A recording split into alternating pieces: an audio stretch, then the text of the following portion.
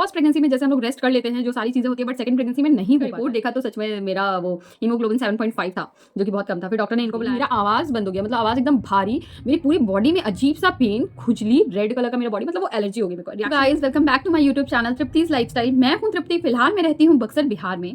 And आप लोग कैसे हैं? आई होप आप लोग बहुत अच्छे होंगे, बहुत प्यार से होंगे और सब कुछ बहुत अच्छा हो रहा होगा, और मैं भी बहुत बढ़िया हूँ। तो चलिए आज का वीडियो शुरू करते हैं। तो आज के वीडियो में मैंने इसके पहले एक वीडियो बनाया हुआ है, एक वीडियो का 3 पार्ट बनाया हुआ है, जिसमें मैंने अपनी प्रेगनेंसी के बारे में बताया हुआ है।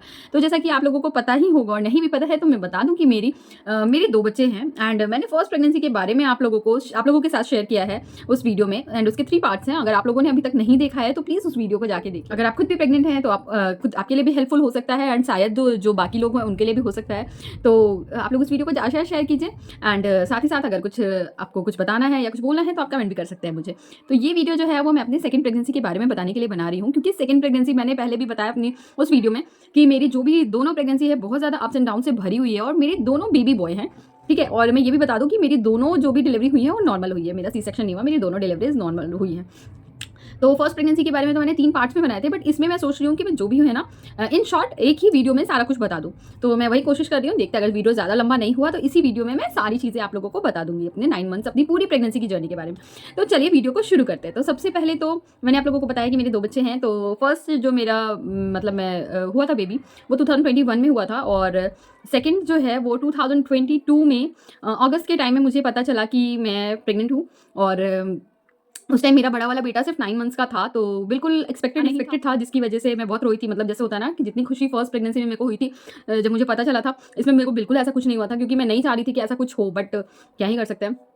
और फिर तो लेकिन हमारा ये था कि हमें 2 बेबी तो चाहिए ही, और जब अगर ऐसा कुछ है तो फिर कुछ गलत ना करने की बजाय जो है उसको चलने देते हैं। तो फिर इसी की वजह से जो भी था हमने बोला चलो ठीक है, अब क्या ही कर सकते हैं। उसके बाद जब मेरे सेम मतलब मेरे को ना उस टाइम मेरे को ऐसा पता नहीं था, उस टाइम तीज का टाइम था, तो उसकी वजह से मैंने कुछ ना पिल्स वगैरह ली थी। तो उसके बाद जब मैंने फिर बाद में चेक वगैरह किया तो मतलब मेरे को ना ऐसे सिम्पटम्स आने लगे थे जो मेरे को फर्स्ट प्रेगनेंसी में आया था, और काफ़ी जल्दी इस टाइम सिम्पटम्स आए थे। मेरे को मतलब चक्कर आने लगे थे, मेरे को नींद आ रही थी, मुझे सादा खाना पसंद आने लगा था, मुझे मसाले वाली चीज़ें नहीं पसंद आ रही थी। बड़े वाले बेटे के टाइम में मैं गीला चावल और नमक ऐसा कुछ खा रही थी, तो मेरे को वही सब खाने का मन कर रहा था। तो इसी से मेरे को डाउट हुआ कि लगता है कि कुछ है, बट मेरे हस्बैंड को ऐसा लग रहा था कि नहीं, मेरे को खून की कमी या हीमोग्लोबिन वगैरह कम हो गया है, तो ऐसा कुछ इसकी वजह से वीकनेस वगैरह हो रहा होगा इसको। तो उन्होंने यही बोला। मैंने बोला ठीक है, आप जो भी है टेस्ट करा दीजिए, अगर ब्लड टेस्ट भी कराएंगे तो पता चल ही जाएगा, अगर वो भी हुआ तो उसकी दवाई खाएंगे, और नहीं तो ऐसा कुछ है तो उसके बारे में जो आगे है वो सोचा जाएगा ना। तो फिर मैंने नेक्स्ट डे चेक किया तो मुझे पता चला, जो कि बहुत ही अनएक्सपेक्टेड था, और मैं नहीं चाह रही थी। तो मेरे को ये लग रहा था कि मेरा बड़ा वाला बेटा है, सिर्फ 9 मंथ्स का था, एंड उस टाइम वो कुछ खाता पीता नहीं था, तो मेरे को यही लग रहा था कि वो मेरे से दूर हो जाएगा और वो रहेगा कैसे, और मैं क्या करूँगी। मतलब मैं इसी चीज़ को लेकर रो रही थी, बहुत बहुत रोई थी मैं। तो मेरे हस्बैंड ने बोला तुम पागल हो क्या, कहाँ जाएगा, किसके पास रहेगा, वो तुम्हारे पास रहेगा, क्यों जाएगा तुमसे दूर। फिर ये वो हुआ, फिर सबने बोला कि अब जो भी है हुआ है सब, मतलब जो भी है अब चाहिए तो ठीक है।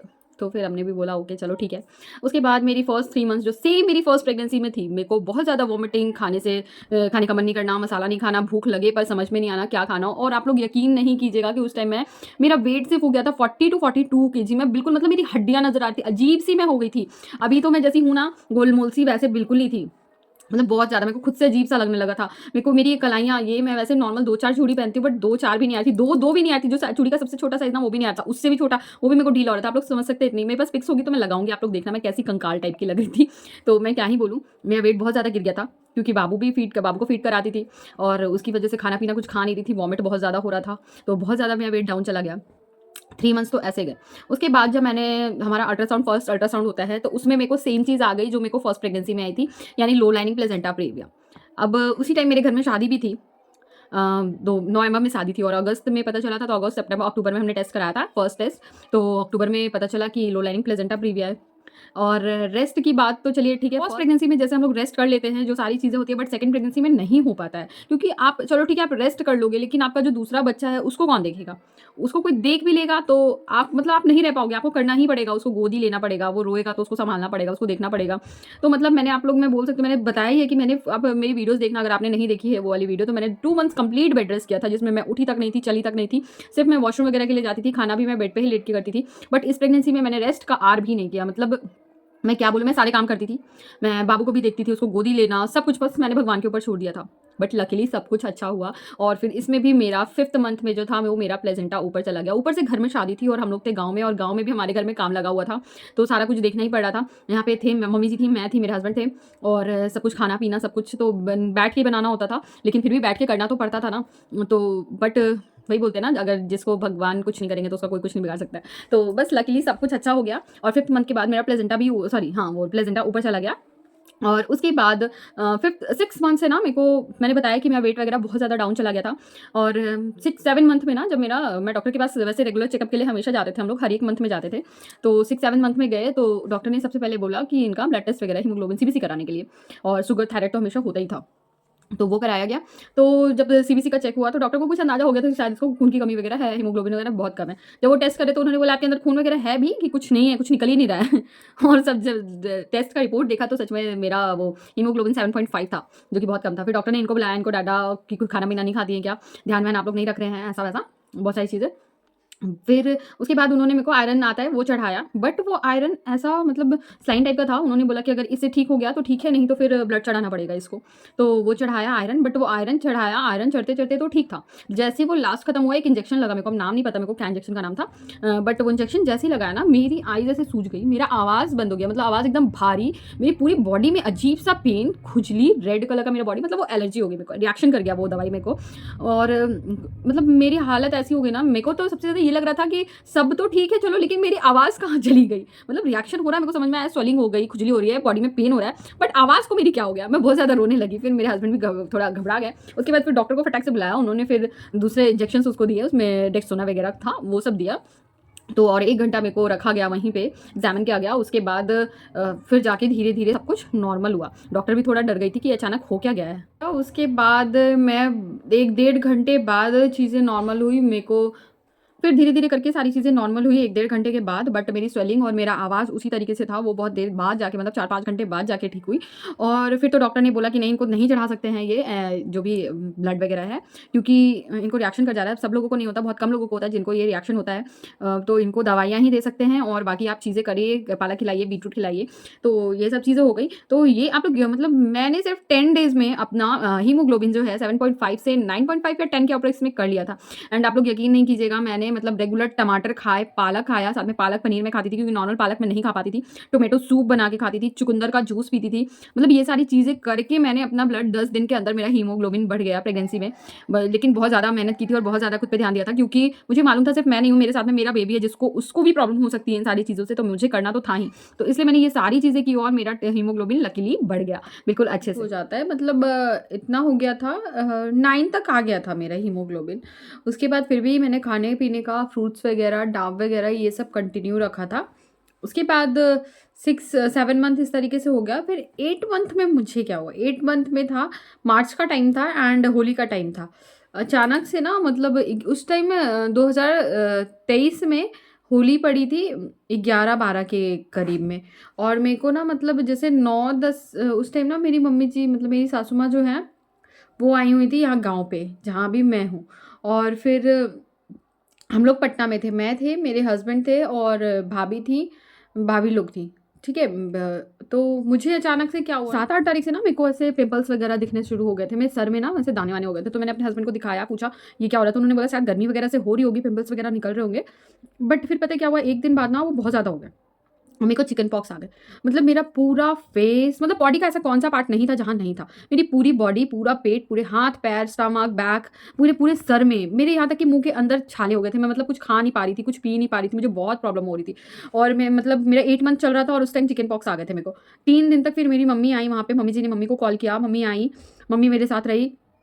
3 दिनों तक मतलब मेरी हालत बहुत ख़राब थी। मैं फेस तो मतलब देखने पे ऐसा लग रहा था ना, बड़े-बड़े ऐसे दाने, फोड़े टाइप के होते हैं ना, वो जलने पे फोड़ा जैसा हो जाता है ना, वैसे हो गए थे पूरे फेस पे, कान के पीछे, मतलब इतना ज़्यादा हो गया था मेरे को, बहुत ज़्यादा। मतलब आप लोग देखते ना तो कोई भी देख रहा था ना, फ़ोन में किसी को समझ में नहीं आया, बट जब सामने से मेरे को कोई देख रहा था ना, बोले बाप रे कितना ज़्यादा हो गया इसको। तो ऐसा हो गया था और मतलब पूरी बॉडी में ही मेरे को हो रखा था। मुँह तक की मैं खाना नहीं खा पा रही थी। मैंने बताया कि मैं खाना नहीं खा पा रही थी। मेरी मम्मी मतलब मेरे को नींद नहीं आती, मेरे सर में हमेशा दर्द रह रहा था, फ़ीवर आ जा रहा था। बहुत दिक्कत हुई।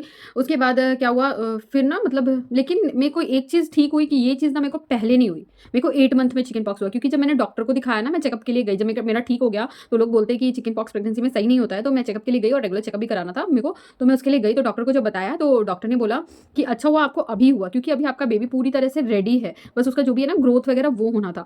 नहीं तो पहले होता ना तो और ज़्यादा बेबी में भी कॉम्प्लिकेशंस होने की चांसेस थे और बेबी को भी हार्म हो सकता था। बट लकीली वो चीज़ मेरे को 8 मंथ में, मतलब जो भी है 8 मंथ में हुआ ऐसे। और फिर मेरी डिलीवरी को भी 1 महीना बाकी था। तो उतने टाइम पीरियड में ना बेबी खुद को प्रोटेक्ट कर लेता और बाकी अंदर ही अंदर वो ना सारी चीज़ें हील कर लेता है वो खुद को ही अंदर ही। तो ये चीज़ भी ठीक थी, क्योंकि ना नॉर्मली जो होती है ना डिलीवरी, वो इतने गैप अगर चिकन पॉक्स आपको हो रहे होते हैं ना तो 10 से 15 दिन में डिलीवर नहीं कराते बेबी, या 1 महीने 1.5 महीने बाद ही डिलीवरी हो रही है तो अच्छा होता है। तो मेरी ये चीज़ भी सही हुई थी कि मेरे को हुआ था मार्च में 11 तारीख को और मेरी डिलीवरी हुई थी अप्रैल में 8 तारीख को। तो पूरे 1 महीने बाद मेरी डिलीवरी हुई थी। तो उससे भी बेबी ने खुद को अपने आप को हील कर लिया था उस चीज़ से, चिकन पॉक्स से। तो मतलब मेरी पूरी प्रेगनेंसी, मैंने जैसे बोला कि अप्स एंड डाउन से दोनों प्रेगनेंसी मेरी भरी हुई है, भरी हुई थी। और पानी वगैरह का तो मैंने एमनियोटिक फ्लूइड ये सब का ध्यान रखा था, क्योंकि फर्स्ट प्रेगनेंसी में मुझे ये सीख मिल चुकी है, मुझे इंजेक्शंस वगैरह लगे थे। तो जिसकी वजह से मुझे मालूम था कि मुझे कितना पानी पीना है, कैसे पानी पीना है, इन सारी चीज़ों का ध्यान रखा था। बट कुछ-कुछ चीज़ें थी मिस हो गई थी, जैसे कि मेरा हीमोग्लोबिन कम हो गया था। वो तो इस वजह से आई थिंक हुआ था, डॉक्टर ने मेरे को मना किया था कि फीड नहीं कराने के लिए, लेकिन बाबू है कि वो मानता नहीं था। वो दूध नहीं होता था बट फिर भी उसको चाहिए था, तो उसकी वजह से मुझे प्रॉब्लम होती थी। और फिर बाद में पता है आप लोगों को 8 मंथ में जब मुझे चिकन पॉक्स हुए तो 2 मेरा ठीक हुआ और 5 से 6 दिन बाद मेरे बेबी को हो गया, मतलब बड़े वाले बाबू को हो गया। क्योंकि वो मुझे मतलब मेरा दूध पीता था, इसकी वजह से उसको हो गया था। और वो चिकन पॉक्स में भी नहीं छोड़ता था, बहुत मुश्किल से उसको छुड़ाना बहुत मुश्किल था। तो बहुत प्रॉब्लम हुई, फिर उसको भी बहुत ज़्यादा प्रॉब्लम हुई। और मैं वीडियो क्लिप है आपको लगाऊँगी मैं अपने डिलीवरी वाले डे का, आप लोग देखेंगे उसमें मेरा फेस काफ़ी डल लग रहा है और हर जगह दाग लग रहा है। तो वो चिकन पॉक्स के दाग थे, बहुत दाग चले भी गए थे, बट बहुत सारे दाग रह भी गए थे। और अभी तक है कुछ-कुछ यहाँ पे मेरे मार्क्स वगैरह हैं, जो चिकन पॉक्स के ही हैं, हाथ वगैरह में दाग है। तो वो सारी चीज़ें हैं। तो मेरी जर्नी, मेरी सेकंड प्रेगनेंसी की जर्नी कुछ ऐसी थी। और उसके बाद हाँ, मेन चीज़ कैसे छोड़ सकते हैं, मेरी डिलीवरी डे। डिलीवरी डे के लिए मेरे को ना 7 अप्रैल में रात से ही मेरे को पेन हो रहा था। हल्का-हल्का, हल्का-हल्का, रह-रह कर, हल्का नहीं, अच्छा खासा पेन हो रहा था। और मेरे हस्बैंड को जाना था ड्यूटी नेक्स्ट डे। उनको ऑफ़िस जाना था। मैं उनको बोल रही हूँ बट वो उनको लग रहा है ना। और मेरी जो डॉक्टर थी ना वो थी नहीं, वो आउट ऑफ स्टेशन गई हुई थी, तो वो आने वाली थी 14-15 तारीख को। तो उन्होंने बट मेरे को एक नंबर दे दिया था दूसरे डॉक्टर का। उन्होंने बताया था कि अगर आप, मैं नहीं आ पाई और उस बीच आपको पेन होता है या कुछ भी होता है तो आप यहाँ जा सकते हैं, वो आपकी डिलीवरी करा देंगे।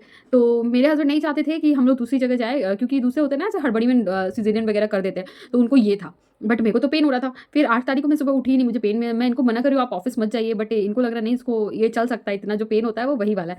मैंने उनको उसी पेन में भुजिया बना के दिया, रोटी, उनका लंच वगैरह सब कुछ तैयार कर दिया। उसके बाद फिर मम्मी जी, मेरी सासू माँ की भी तबीयत उस टाइम खराब चल रही थी और उनको भी उसी दिन हॉस्पिटल में एडमिट कराया गया, स्लाइन वगैरह चढ़ी।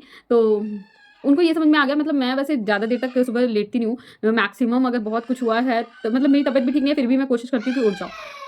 सॉरी गाइस, तो इस वीडियो को मैं इसको टाइम से पोस्ट नहीं कर पाई, क्योंकि मैं वीडियो बना नहीं पाई। एक्चुअली बार-बार बच्चे आ जा रहे थे, तो मैं वीडियोज़ नहीं बना पा रही थी। तो अभी बच्चे, अभी रात का टाइम है और बच्चे सो चुके हैं, तो मैं दोबारा से शूट कर रही हूँ और फिर इसको एक साथ मर्ज करके मैं फिर वीडियो एडिट करूँगी। तो मैंने यहाँ तक बताया था आप लोगों को कि मम्मी जी की भी तबीयत उस टाइम जो है वो ख़राब चल रही थी और उनको भी उस दिन स्लाइन वगैरह चढ़ रहा था, तो उनको हॉस्पिटल में एडमिट होना था उसी टाइम सुबह-सुबह। तो फिर मम्मी जी तब तक गई नहीं थी, तो उनको लगा कि मैं अभी तक बाहर क्यों नहीं आई हूँ कमरे से, क्योंकि ऐसे तो नॉर्मल डेली मैं करती नहीं हूँ।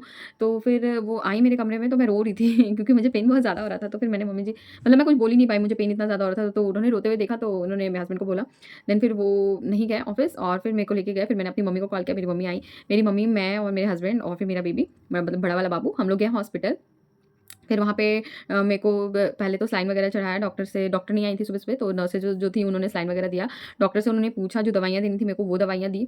देन फिर डॉक्टर थी उन्होंने चेक किया एंड उन्होंने बोला अगर बेबी रेडी नहीं होगा और अभी डिलीवरी का टाइम नहीं होगा तो हम लोग ज़बरदस्ती डिलीवरी नहीं कराएँगे आपकी, आप घर चले जाइएगा। बट जब उन्होंने चेक किया तो पता चला कि बेबी बिल्कुल रेडी है और फिर सब सर्विक्स का भी माउथ ओपन हो गया है और मतलब डिलीवरी का टाइम आ चुका है। तो फिर उस टाइम मेरे को पेन हो रहा था, बट पेन आ रहा था और जा रहा था। तो फिर उन्होंने मेरे को दवाई वगैरह दी पेन इंड्यूस करने के लिए। तो सुबह से लेकर उसमें भी मेरे को पेन, पूरी रात, मतलब पूरा दिन भर मेरे को पेन लेना था, पूरे दिन भर मेरे को पेन हुआ और पेन इतना ज़्यादा था और शाम होते-होते मतलब इतना ज़्यादा, ना मैं बैठ पा रही थी, ना मैं चल पा रही थी, ना मैं उठ पा रही थी, मतलब कुछ नहीं। डॉक्टर बोल रहे थे इनको पानी पिलाइए, इनको गर्म पानी पिलाइए, गर्म चाय पिलाइए, कुछ खिलाइए, बट मेरे से कुछ खाया ही नहीं जा रहा था। मेरे हस्बैंड बार-बार बोल रहे थे, मुझे गुस्सा भी आता, मैं उनको गुस्सा भी कर रही थी कि मैं कैसे पी लूँ, मुझसे पिया ही नहीं जा रहा है। तो क्योंकि ना बैठ पा रही हूँ, ना उठ पा रही हूँ, ना चल पा रही हूँ, मतलब बहुत मुश्किल था। मेरे पास वीडियो मैं डालूँगी, उसको आप लोग देखिएगा, मेरे एक्सप्रेशन से आपको पता चल जाएगा कि मैं कितने ज़्यादा दर्द में थी। मैं लास्ट में मैंने अपने हस्बैंड को बोला 5-6 आई थिंक बज गए थे, तब बोला प्लीज़ मेरा ऑपरेशन करा दिया, अब मेरे से दर्द बर्दाश्त नहीं हो रहा क्योंकि दर्द बहुत ज़्यादा हो रहा था। तो वो चीज़ था बट ये बोल रहे थे नहीं थोड़ी देर और कर लो, हो जाएगा, डॉक्टर ने बोला हो जाएगा। बट प्रॉब्लम ये हो गई थी ना कि जो नर्सेज़ थी डॉक्टर ने 1-2 मतलब सुबह चेक किया था, उसके बाद वो ना नर्सेज़ से बुला-बुला के पूछ रही थी। बट न नर्सेज़ जो थी ना, वो डॉक्टर के पास जाके इतना नहीं उसने बताया कि उनको पेन बहुत ज़्यादा हो रहा है, क्योंकि नॉर्मल ऐसे होता है ना कि अगर फर्स्ट डिलीवरी आपकी नॉर्मल हो तो सेकंड डिलीवरी में उतना पेन नहीं होता और बेबी डिलीवर ईज़ी हो जाता है। बट मुझे पेन बहुत ज़्यादा हो रहा था। जब मैं मेरी मम्मी फिर ना लास्ट में मम्मी से बर्दाश्त नहीं हुआ तो वो गई डॉक्टर के केबिन के बाहर, तो उन्होंने बुलाया और पूछा, तो मम्मी ने बोला उनको कि उसको पेन बहुत ज़्यादा हो रहा है। फिर उन्होंने जब चेक किया मुझे, तो वो मुझे बोली 8 बज रहे थे, उस टाइम उन्होंने चेक किया 8 नहीं पौने 8 बज रहे थे रात के। तो उन्होंने बोला कि आपने पहले क्यों नहीं बताया? आप पहले बताते तो मैं एपिड्यूरल दे देती जिससे पेन बिल्कुल नहीं होता और बेबी डिलीवरी का सारा प्रोसेस होता और आपको बिल्कुल पता भी नहीं चलता, हँसते-हँसते डिलीवरी हो जाती। मैंने बोला भई मैं तो बोल ही रही हूँ तब से कि मुझे बहुत ज़्यादा पेन हो रहा है, बट किसी ने अब तक नहीं बोला, तो इसमें हमारी क्या गलती है? तो फिर उन्होंने बोला अब तो देने का कोई फ़ायदा नहीं है, अब बस आप 8 बजे तक रुक जाइए, मैं 8 बजे के बाद आपकी बस 5-8 बजे तक आपकी डिलीवरी हो जाएगी, जब उन्होंने चेक किया तो। फिर वो बिल्कुल 8 बजे आए और फिर बेबी डिलीवर हो गया। और मतलब पेन तो बहुत ही ज़्यादा था, क्या ही बोल सकते हैं पेन के बारे में, बट उसके बाद बाबू अच्छे से हो गया और इसमें कोई प्रॉब्लम नहीं हुई थी। डिलीवरी होने के बाद रोया भी था बहुत अच्छे से, बहुत चिल्ला-चिल्ला कर रोया था और फिर हमें मतलब आधे 1 घंटे के बाद बेबी को दे दिया और सब कुछ सही से था। बस थोड़ा था, बाबू का वेट बहुत ज़्यादा कम था। वो 2 सवा 2 किलो का हुआ था, जिसकी वज़ह से थोड़ा कमज़ोर था, लेकिन ठीक था। तो थोड़ी मेहनत लगी उसको वो करने में, बट हो गया सब कुछ। तो यही था मेरी सेकंड डिलीवरी का भी एक्सपीरियंस। तो आई होप आप लोगों को इससे बहुत कुछ पता चला होगा, बहुत सारी चीज़ें समझ में आई होगी। एंड बाकी अगर आपको कोई भी क्वेश्चन है तो आप मुझे कमेंट कर सकते हैं, मैं उसका रिप्लाई ज़रूर करूँगी। तो अभी के लिए बस इतना ही। आई होप आप लोगों को ये वीडियो पसंद आया होगा, तो प्लीज़ मेरे चैनल को सब्सक्राइब करें, साथ ही साथ वीडियो को भी लाइक करें। तब तक के लिए बाय, फिर मिलते हैं एक नए व्लॉग में। Bye bye.